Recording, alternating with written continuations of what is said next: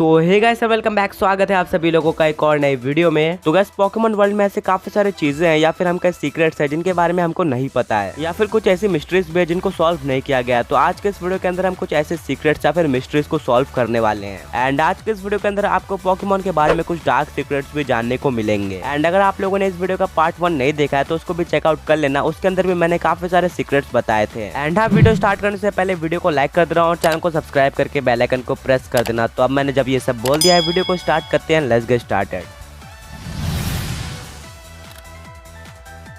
तो स्टार्ट करते हैं नंबर 1 के साथ। तो नंबर 1, तो आप लोगों ने पोकेमॉन एनिमे के अंदर ऐश को अपने स्टाइल में काफी बार पॉकीबॉल्स को फेंकते हुए देखा होगा। और ऐसे स्टाइल का तब यूज करता है जब वो किसी पोकेमॉन को किसी बैटल में भेज रहा होता है या फिर किसी पोकेमॉन को वो पकड़ रहा होता है। एंड ज्यादातर ऐश ऐसा कैंटो और जोटो में करता था, अभी रिसेंट वाले सीरीज में वो उतना नहीं करता है। तो क्या आपको इसके पीछे का रीजन पता है कि ऐसे स्टाइल में ऐश पॉकीबॉल्स को क्यों फेंकता है? तो इसके पीछे का रीजन है कि ऐश अपने स्कूल टाइम्स में काफी अच्छा बेसबॉल प्लेयर हुआ करता था एंड उसको स्टडीज में उतना इंटरेस्ट नहीं था एंड वो ज्यादातर बेसबॉल ही खेला करता था। एंड अगर आपको बेसबॉल के बारे में नहीं भी पता होगा बट फिर भी आपने पोकेमॉन एनिमे या फिर किसी और एनिमे के अंदर बेसबॉल का रेफरेंस देखा ही होगा, जहाँ पे एक प्लेयर बॉल फेंकता है सामने वाले प्लेयर की तरफ एंड देन वो उसको बैट से हिट करता है। एंड जो उसका बॉल फेंकने का स्टाइल होता है वो बिल्कुल सिमिलर होता है ऐश केचम के पॉकीबॉल फेंकने के स्टाइल से, जिसको आप लोग कंपेयर भी कर सकते हो। एंड आप लोगों ने काफी सारे अलग अलग एनिमेस में देखा होगा। तो हाँ, क्योंकि ऐश एक काफी अच्छा बेसबॉल प्लेयर था तो इसी वजह से वो बेसबॉल के स्टाइल में अपने पॉकीबॉल्स को फेंकता है पोकेमॉन को पकड़ने के लिए एंड बैटल करवाने के लिए।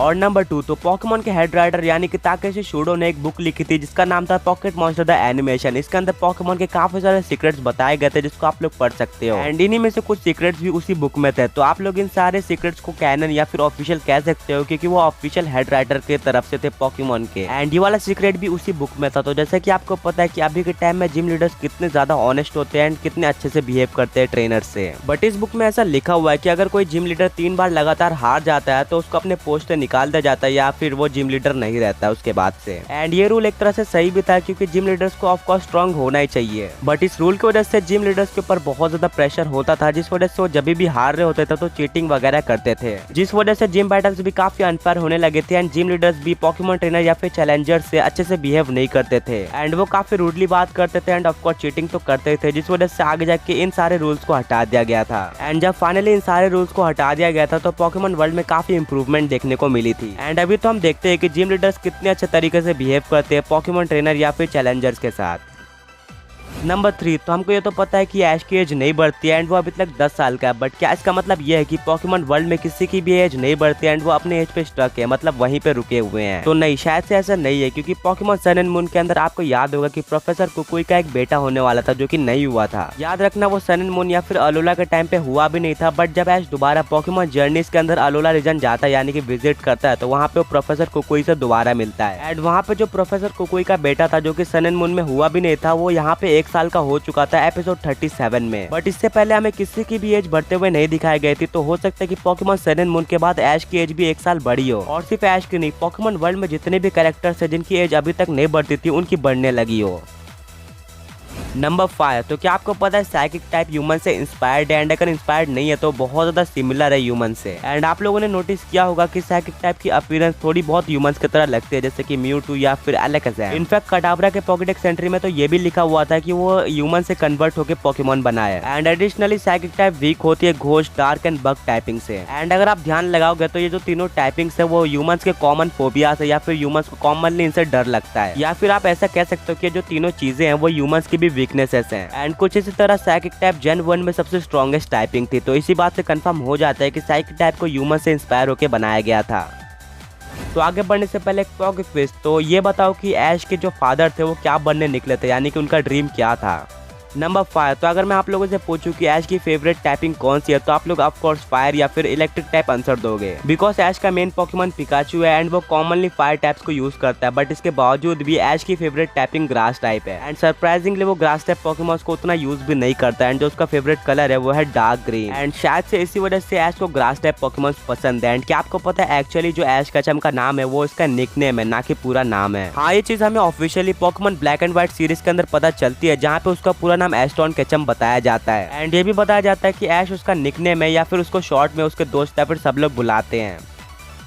नंबर 6, तो आपको ये तो पता होगा कि मिस्टी को मिला के उसके 4 बहन है, जो कि है मिस्टी, डेजी, लिली एंड वॉयलेट। तो आप लोगों ने ये तो कभी ना कभी नोटिस किया होगा कि सबके ही बाल एक दूसरे से अलग है या फिर उनका कलर अलग है। तो पॉकेट मॉन्स्टर द एनिमेशन नाम की बुक के अंदर पोकेमॉन के हेड राइटर ने इनके बारे में भी एक काफी बड़ा सीक्रेट बताया था या फिर एक क्रेजी फैक्ट बताया था। एंड ये सीक्रेट था कि मिस्टी को छोड़कर उसकी सारी बहनों ने विग पहना हुआ होता है, वो उनके असली बाल नहीं होते हैं, जो कि अलग अलग कलर के होते हैं। एंड ये सिर्फ और सिर्फ उस शो के लिए होता है जो कि वो चलाते हैं, उसके बाद ये इसको उतार देते हैं। एंड इनके असली बाल ब्लैक कलर के होते हैं, जो कि इस विग के नीचे छुपे हुए होते हैं।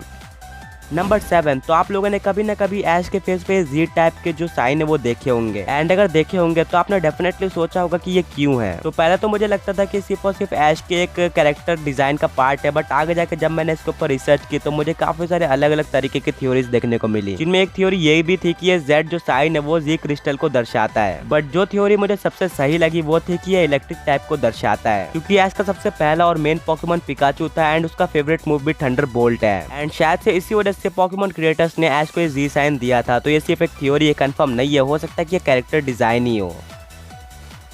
नंबर 8, क्या पोकेमॉन वर्ल्ड में पोकेमॉन्स के अलावा अदर क्रिएचर्स या फिर एनिमल्स भी एग्जिस्ट करते हैं? तो आपने भी पोकेमॉन एनिमे के अंदर काफी सारे एनिमल्स के रेफरेंसेस देखे होंगे, तो आपने सोचा ही होगा कि क्या पोकेमॉन वर्ल्ड में एनिमल्स एग्जिस्ट करते हैं? तो इसका आंसर है हाँ, पोकेमॉन वर्ल्ड में एनिमल्स एग्जिस्ट करते हैं। जैसे कि चैलेंज ऑफ द समुरा नाम के एपिसोड के अंदर ऐश ने एक काऊ का कॉस्ट्यूम पहना था, और फिर island of the giant Pokemon नाम के एपिसोड के अंदर हमें एक स्लोपोक दिखाया जाता है जिसके टेल को एक फिश बाइट कर रही होती है। एंड पोकेमॉन के सबसे पहले ही एपिसोड में यानी कि पोकेमॉन आई चूज यू में एक पीजी वॉर्म को खा रहा होता है, जो कि एक रियल लाइफ एनिमल है, ना कि पोकेमॉन है। एंड इसके जगह पे पोकेमॉन क्रिएटर्स कैटरपी को भी यूज कर सकते थे, बट उन्होंने वॉर्म्स को यूज करना ही चुना। एंड फिर हमें सबसे बड़ा रेफरेंस देखने को मिलता है the ghost of maidens peak नाम के एपिसोड के अंदर, जहाँ पे गैस्टली अपने इल्यूजन से एक पूरे के पूरे मोंगूस को निकाल देता है या फिर वहाँ पे ला देता है। तो अब इससे भी कहीं ज्यादा रेफरेंसेस थे पोकेमॉन एनिमे के अंदर एनिमल्स के, बट आई थिंक इतने काफी होंगे।